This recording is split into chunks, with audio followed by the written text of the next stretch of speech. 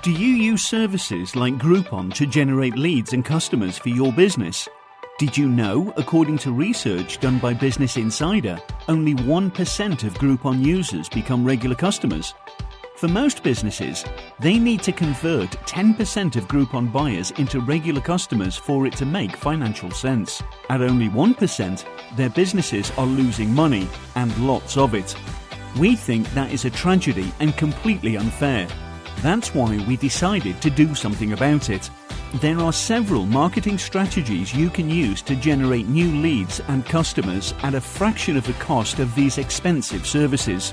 And we want to explain them to you in our new report titled The Top 5 Marketing Strategies to Bring in More Leads and Customers.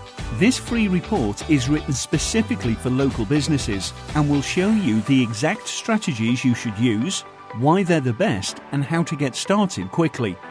This report is for educational purposes only and in no way is endorsed or in partnership with any third-party provider or service. Simply complete the form on this page and download it now.